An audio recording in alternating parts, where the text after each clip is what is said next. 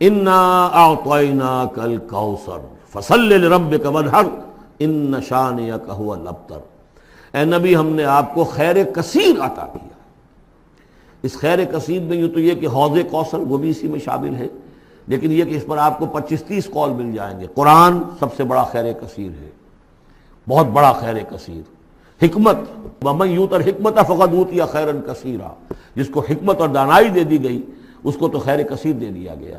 تو ہم نے آپ کو وہ سب کچھ عطا کر دیا ہے، اور محتاط کے ساتھ عطا کر دیا ہے، جو انسان کی انسانیت کے لیے، اس کے لیے یوں سمجھیے کہ ترہ امتیاز بن سکتا ہے۔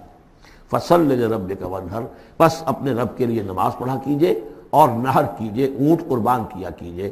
یہ گویا کہ عید الاضحیٰ کا نقشہ آ گیا۔ فصل لربک، پہلے ہم نماز پڑھتے ہیں دوگانا عید الاضحیٰ، اور پھر جا کر ہم قربانی کرتے ہیں۔ وانحر ان شانئک هو الابتر، یقیناً آپ کا دشمن ہی ہے کہ جو دم کٹا ہو جائے گا۔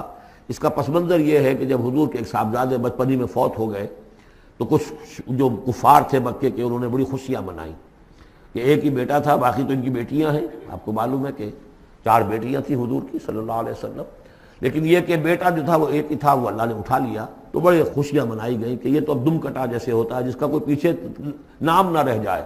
بیٹیوں سے تو نام چلتا نہیں، نام تو چلتا ہے بیٹوں سے، تو اب ان کا تو کوئی تذکرہ ہی نہیں رہے گا۔ کوئی بات نہیں، جب تک یہ ہیں آگے کوئی نام لینے والا نہیں۔